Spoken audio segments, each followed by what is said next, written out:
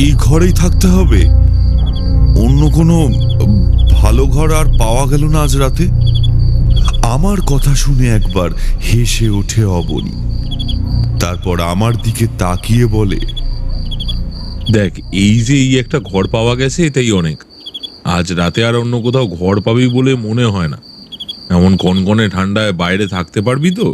তাহলে বল, ঘর ছেড়ে দিচ্ছি। আমাদের দুজনের কথা শুনছিল মনীন্দ্র। এবার মধ্যস্থতা করে হাহা করে ওঠে। আরে না না, কি বলছিস অবনী? এই রাতে আর অন্য কোথাও যাওয়ার প্রশ্নই ওঠে না। একটা রাতেরই তো ব্যাপার, কোনো রকমে কাটিয়ে দিয়ে কাল সকালে বাড়ি ফিরতে পারলে হলো। এখান থেকে বেরোলে বুঝতে পারছিস, বাইরে ঠান্ডায় একেবারে জমে যাব। চল চল, ঘরে চল।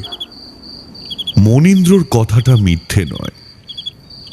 এই বাড়িতে আসার পর থেকেই যে লোকটা আমাদের নিয়ে এসেছে, তাকে দেখার পর থেকেই কেমন অদ্ভুত লাগছিল। কিন্তু এই রাতে আর কোথাও আস্তানা জোগাড় করা যাবে না, তাই আমি আর কথা না বাড়িয়ে ঘরে ঢুকে পড়লাম।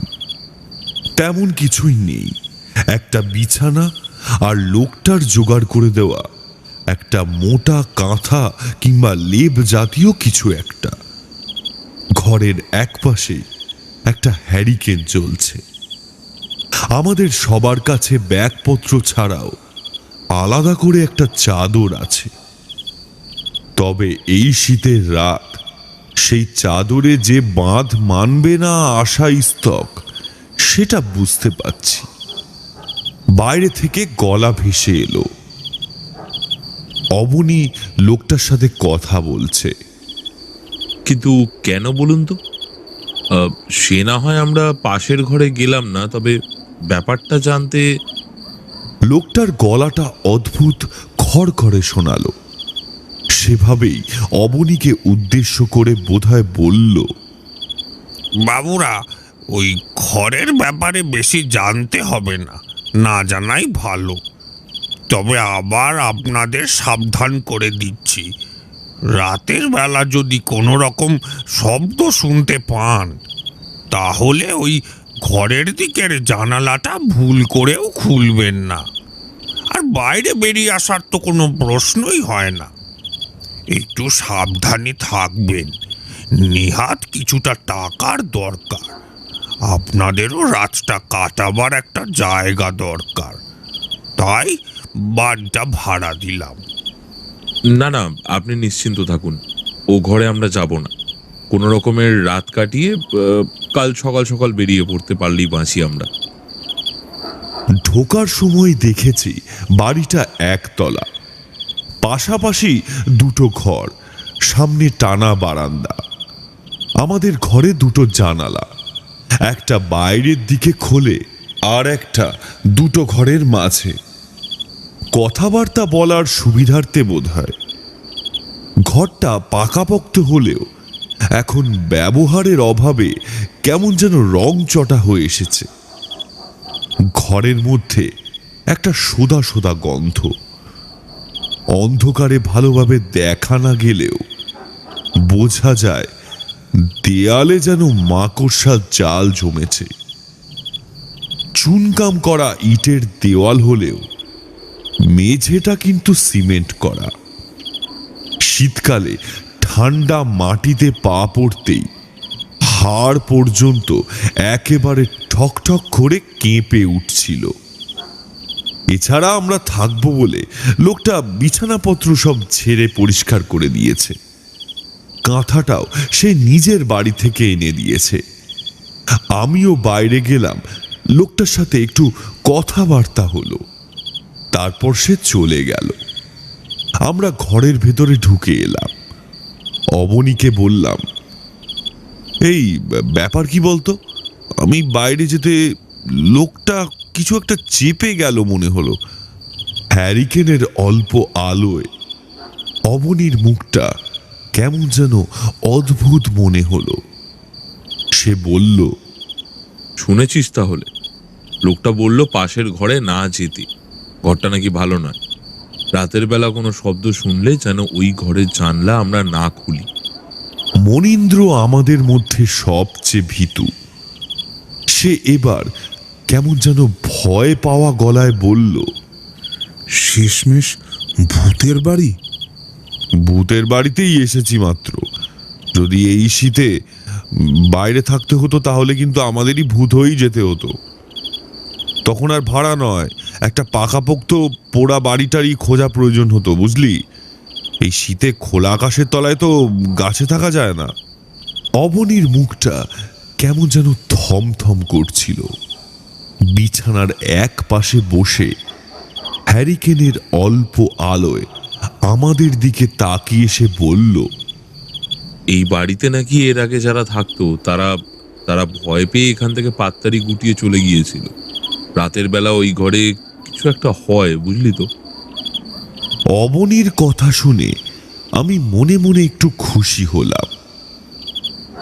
অনেক দিন ভূতের সাথে মোলাকাত হয়নি। সেই কোন বছর একবার একটা শ্মশানের কাছে বোধহয় সামান্য সাক্ষাৎ হয়েছিল, তাও নিজের কাছেই সেটা বিশ্বাস হয় না। আর বেশি কথা না বাড়িয়ে তাড়াতাড়ি আলোটা কমিয়ে দিয়ে বিছানায় লেপটা নিয়ে তিনজন মিলে গায়ে দিয়ে টান টান হয়ে শুয়ে পড়লাম। আমাদের পরনে রাতের পোশাক নয়, তার বদলে লম্বা গেঞ্জি আর তলায় ট্রাউজার। এই শীতে আর জামা কাপড় খোলার ইচ্ছে হলো না।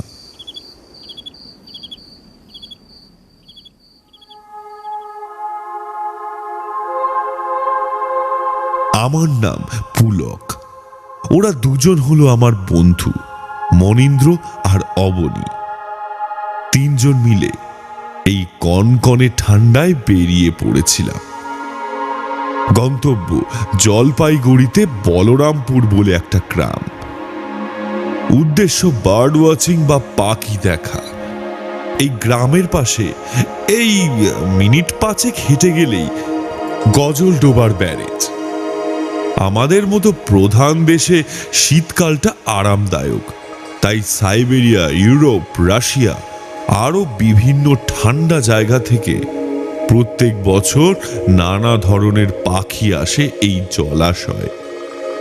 কিন্তু বলরামপুর যে এমন গণ্ডগ্রাম সেটা তখন বুঝতে পারিনি।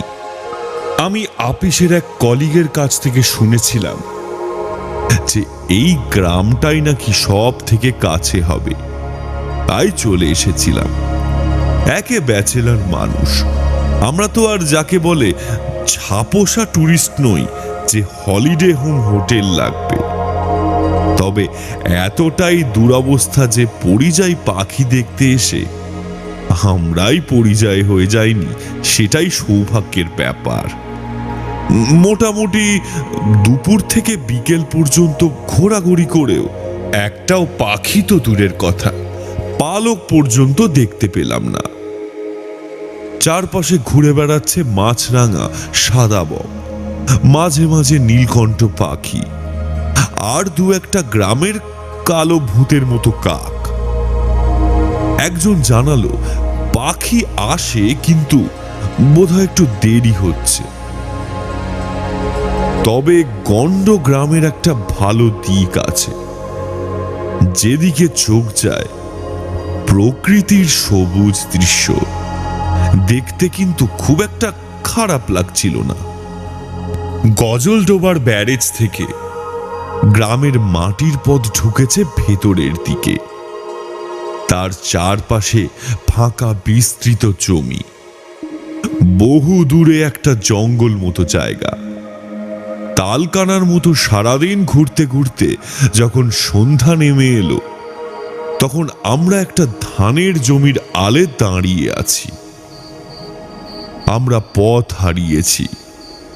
গ্রামের দিনের আলো থাকতে থাকতে যে দৃশ্য চোখে দেখা যায় তা যত মনোরম আর মনোমুগ্ধকর, রাতের অন্ধকার যতই গভীর হতে থাকে ততই সেই দৃশ্য বদলে যায় ধীরে ধীরে।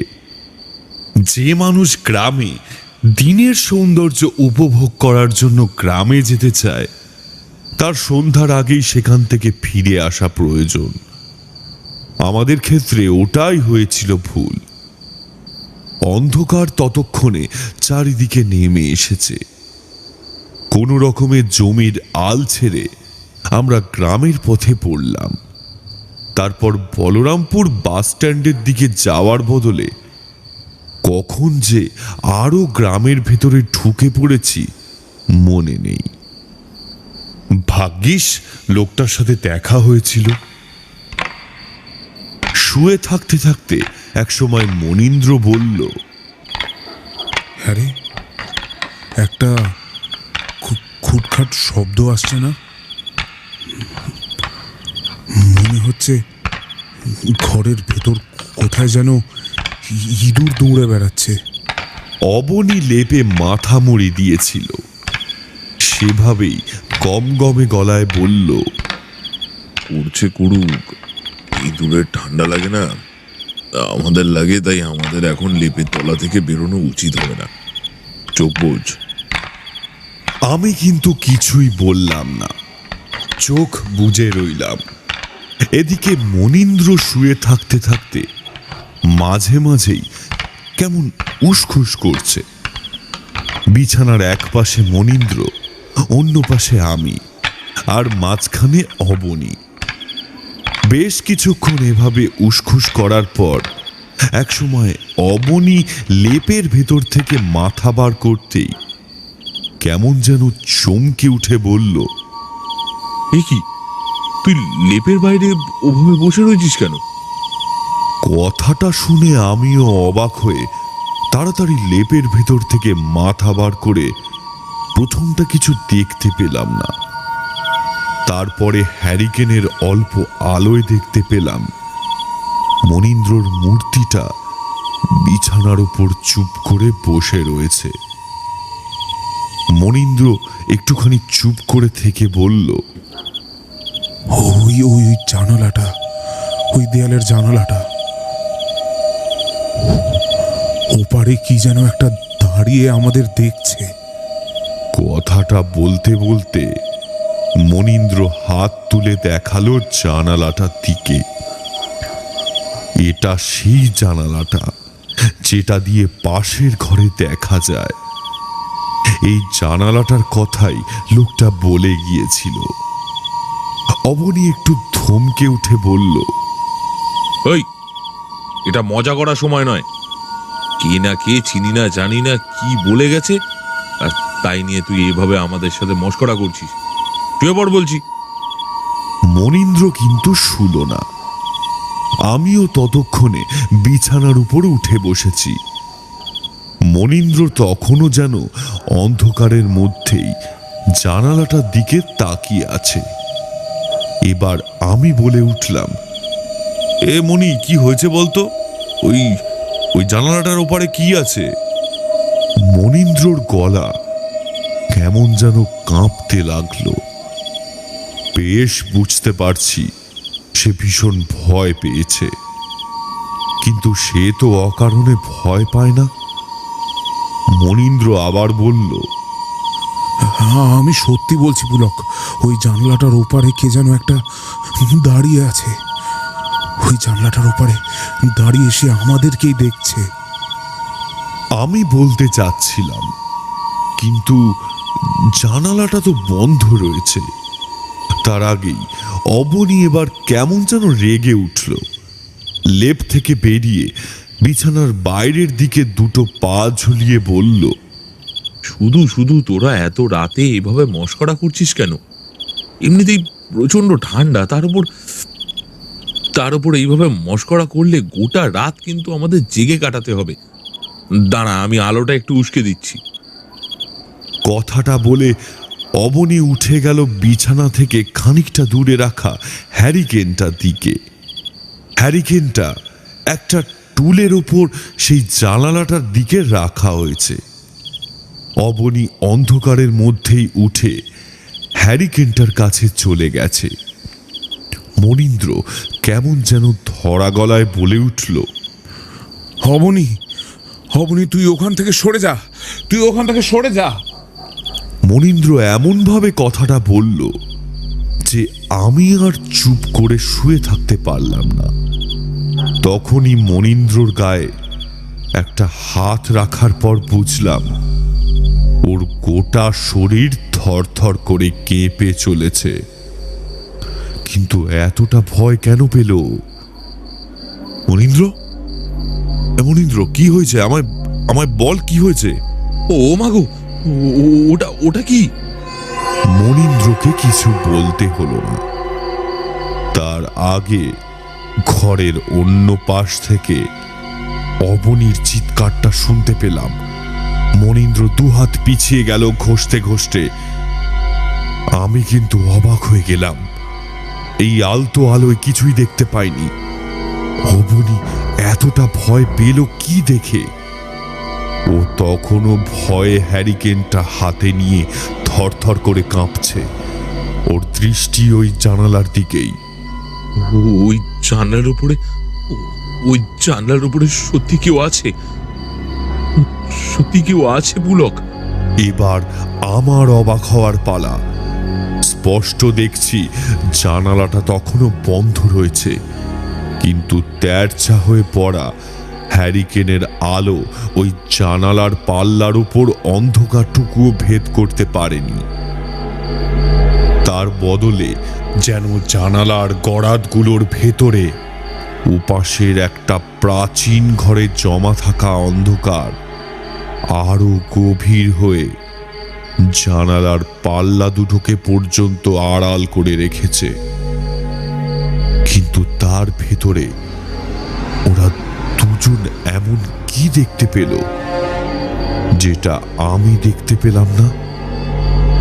ওদের দুজনকে দেখে বোঝা যাচ্ছে ওরা কেউ মিথ্যে কথা বলছে না।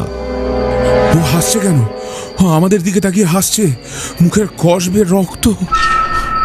কাঁপা কাঁপা গলায় মনীন্দ্রর বলা কথাগুলো শেষের দিকে কিছুই শোনা গেল না। ও ততক্ষণে বিছানা থেকে নামতে শুরু করেছে।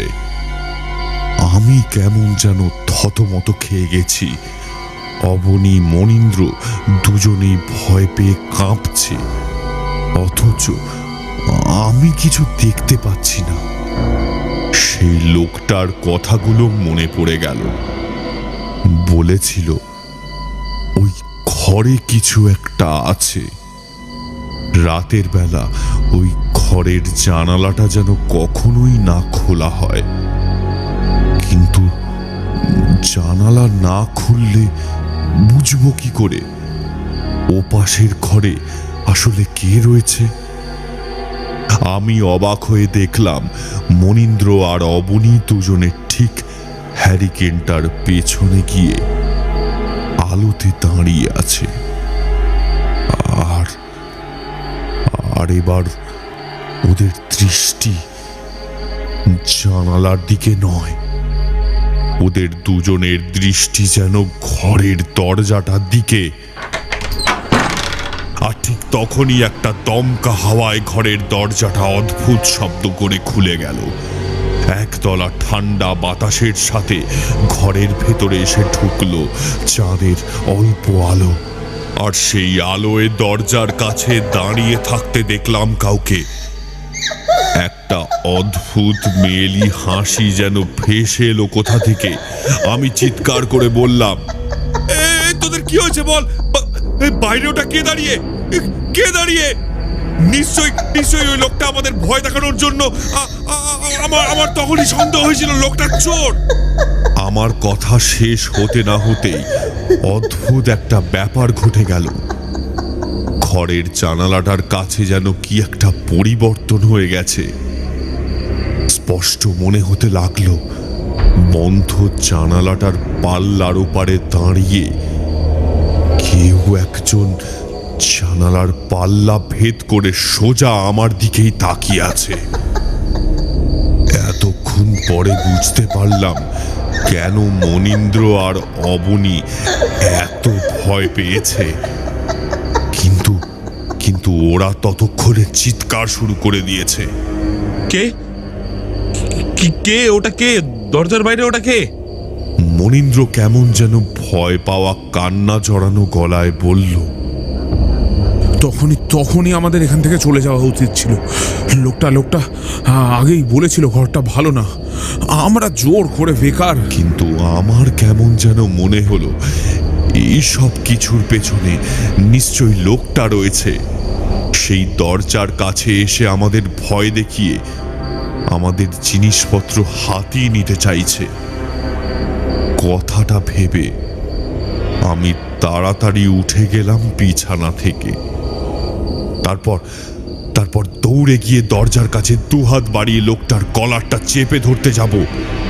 ঠিক তখনই আমার দুটো হাত যেন তার শরীরে ভেদ করে একবার শূন্যে খাবি খেয়ে গেল, আর আমি তাল না সামলাতে পেরে সামনের বারান্দাটায় হুমড়ি খেয়ে পড়লাম। মাটিতে পড়া অবস্থায় পেছনের দিকে তাকিয়ে দেখি মূর্তিটা আর নেই। আবার আগের মতোই মেয়েলি গলায় কে যেন হেসে উঠল। খোলা জায়গায় যেন কিছু আঁকড়ে ধরার অবলম্বন নেই। ভয়টা আরো ঘাড়ে চেপে বসে। আমি এক ঝটকায় ঘরের ভেতর ঢুকে পড়লাম। অবনী আর মনীন্দ্র আলোটা নিয়ে এলো আমার কাছে। অবনী আলোটা দরজার কাছে তুলে ধরল, তবে এখন সেখানে কেবল চাঁদের আলো। দরজাটা খোলা রয়েছে। বাইরে ঠান্ডা কনকনে হাওয়া ঘরের ভেতরে এসে ঢুকছে। মনীন্দ্র বলল, আর এখানে নয়, হ্যারিকেনটা যতক্ষণ আছে ততক্ষণ আমাদের কোনো ক্ষতি হবে না। এটা হাতে নিয়ে আমরা এখান থেকে বেরিয়ে যেতে পারবো। না, তোরা বুঝতে পারছিস না, এখান থেকে আমরা আজ রাতে বেরিয়ে যেতে পারবো না। তার চেয়ে বরং দরজাটা বন্ধ করে দিয়ে ভেতরে বসে রাতটা কাটিয়ে দিই। কিন্তু ভাই, ঘরের ভেতরে বসে থাকলে কি আমরা বাঁচতে পারবো? ওই ওই জানালার উপরে দাঁড়িয়ে সে এখনো আমাদের দেখে চলেছে। কথাটা বলতেই ওরা দুজনেও কেমন যেন ভয়ে ভয়ে জানালাটার দিকে তাকালো। জানালাটা কিন্তু আগের মতোই স্থির হয়ে রয়েছে, যেন কাঠের নয়, কোনো কালো কুচকুচে পাথরের পাল্লা দিয়ে তৈরি হয়েছে। আমাদের মনে ওই এক বদ্ধমূল ধারণা, জানালার ওপাশে কে যেন একটা দাঁড়িয়ে আছে। বাইরে থেকে ভেসে আসা ঠান্ডা হাওয়াতে মনে হলো এখন ঘরের দরজাটা বন্ধ করা দরকার। আলোটা নিয়ে কাঁপা কাঁপা পায়ে দরজাটা বন্ধ করতে গিয়েই বাইরের বারান্দাটায় চোখ পড়ে গেল। পাশের ঘরের দরজাটার সামনে কে যেন একটা হাঁটুতে মুখ গুজে বসে আছে। আলোটা আমার হাতে ছিল। অবনী আর মনীন্দ্র ঘরের ভেতরে কাঁপা কাঁপা গলায় বলল, কিরে, আলোটা নিয়ে আয়, ঘরের ভেতরে অন্ধকার যে। এখানে কে যেন রয়েছে। আরে যেই থাকুক না কেন, তোর তাতে কি, তুই তাড়াতাড়ি ঘরে আয়। ওপাশের ঘরে কেউ একটা রয়েছে, ব্যাটা ইচ্ছে করে আমাদেরকে ভয় দেখাচ্ছে।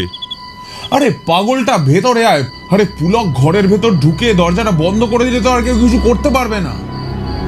এতক্ষণে ভাবছি কতক্ষণ এই রাত কাটবে আর আমরা এখান থেকে বের হতে পারি। আর তুই ভূত টুত সে বুঝলো কি? ওই লোকটা আমাদেরকে এইসব বলেছে ভয় দেখানোর জন্যই। নিশ্চয়ই কোনো মতলব আছে। চাঁদের আলোয় বাইরে একটু দূরেই গ্রামের মাটির পথটা দেখা যাচ্ছে।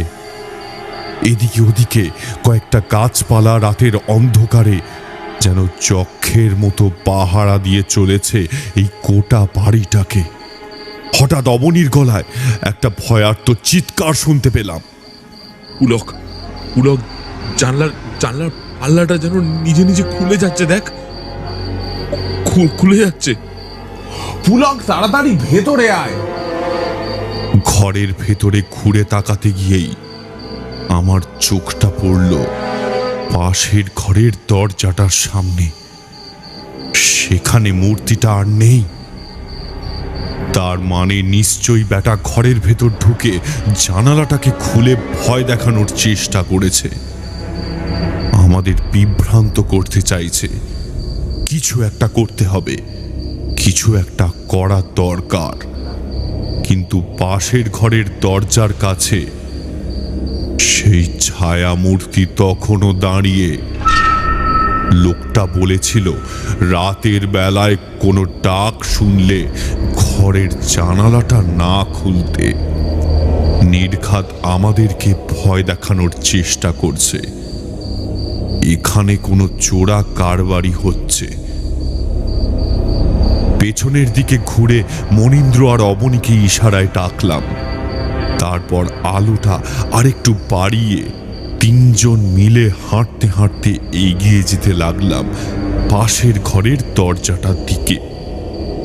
দরজার সামনে দাঁড়িয়ে থাকা ছায়া মূর্তিটা কিন্তু ততক্ষণে কোথায় যেন উধাও হয়ে গেছে। দরজায় ধাক্কা দিয়ে চিৎকার করে বললাম, এ ভেতরে কে রে? কে আছে ভেতরে? এই চুপ চুপ, থাম থাম থাম তোরা। অবনী আর মনীন্দ্র কিন্তু ভয়ে ভয়ে খানিকটা পিছিয়ে রইল।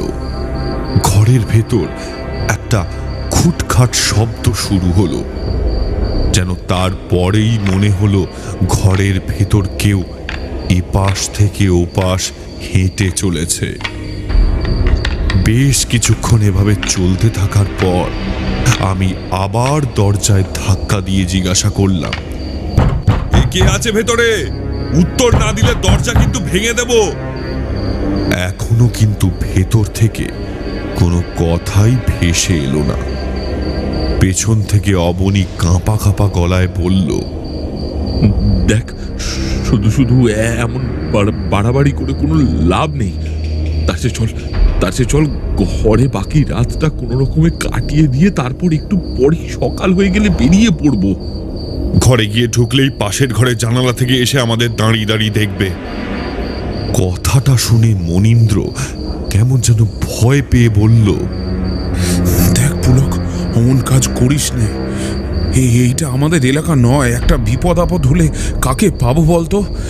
এখানে যা আছে তা মানুষ নয়, সেটা তো বোঝাই যাচ্ছে। সেটাই তো দেখতে চাই যে এখানে যে আছে সে মানুষ না অন্য কিছু। আমার তো মনে হচ্ছে কেউ আমাদেরকে ভয় দেখিয়ে এখান থেকে তাড়াতে চাইছে। আবার দরজা ধাক্কা দিলাম, কিন্তু দরজাটা খোলার কোনো লক্ষণ নেই।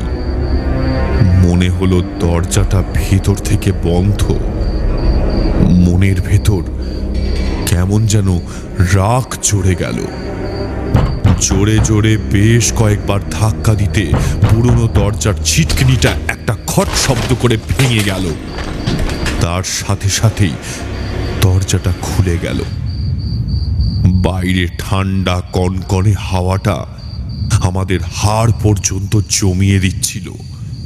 কিন্তু এমন একটা অদ্ভুত ব্যাপার আর উত্তেজনায় আমার স্নায়ু থেকে শুরু করে গোটা শরীর গরম হয়ে উঠেছে।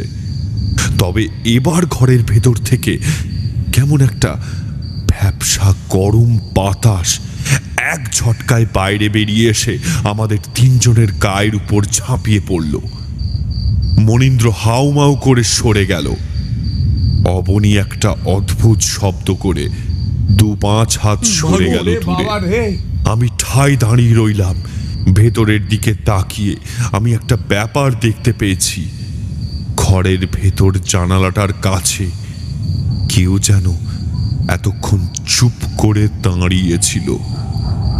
দরজাটা খুলে যেতেই সে অন্ধকারে হাওয়ার সাথে কোথায় যেন মিশে গেছে। কে যেন আমাকে ভেতরে আহ্বান করছে।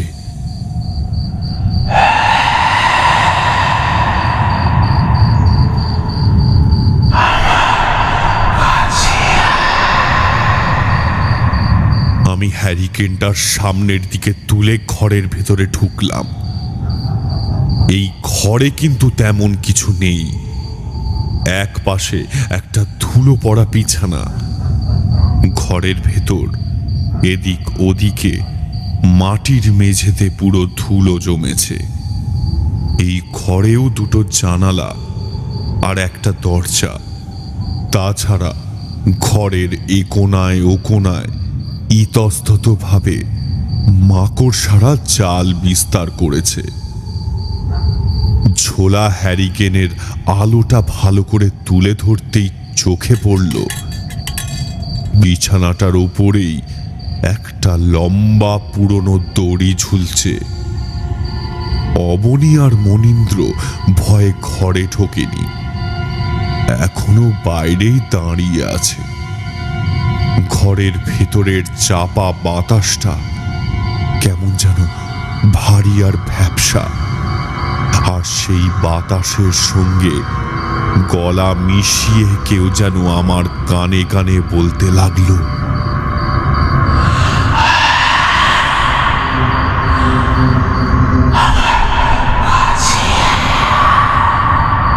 আমি যেন আনমনে আস্তে আস্তে বললাম, আমি এসেছি, আমি এসেছি। একটা ব্যাপার এর মধ্যে আমার চোখে পড়েছে। মেঝের ওপর জমা পুরু ধুলোয় আমার পায়ের ছাপ, তবে ঘরের ভেতর আরো একটা পায়ের ছাপ রয়েছে, খালি পা, ঠিক বিছানার কাছ থেকে। পায়ের ছাপটা গেছে সেই জানালা পর্যন্ত, আবার জানালা থেকে ফিরে এসেছে বিছানার কাছে। বিছানার উপরেও সেই একই অস্পষ্ট পায়ের ছাপ দেখতে পেলাম। মেঝে থেকে মাথাটা তুলেই দেখি একটা মৃতদেহ ঝুলছে ছাদ থেকে। লম্বা কালো চুলে অর্ধেক মুখটা ঢাকা, রক্তে জমা চোখ দুটো ঠিকরে বেরিয়ে আসছে আমার দিকে। শরীরটা কালচে হয়ে গেছে, পা দুটো টান টান। আমি জড় ভরতের মতো পাথর হয়ে গেছি। পেছন থেকে একটা ক্যাচ ক্যাচ শব্দটা বুঝতে পারলাম দরজাটা বন্ধ হয়ে আসছে। আমি এই ঘরে এবার বন্দী হয়ে যাব। ঠিক এমন সময় চলে আয় ও পুলক, চলে আয়, চলে আয়, চলে আয়। অবনী সাহস করে ঘরের ভেতরে ঢুকে এসে ক্ষিপ্রভাবে আমার হাতটা ধরে টানতে টানতে বাইরে নিয়ে যেতে লাগলো। বাইরে আসতেই দরজাটা প্রায় আমাদের মুখের ওপর নিজে থেকেই বন্ধ হয়ে গেল।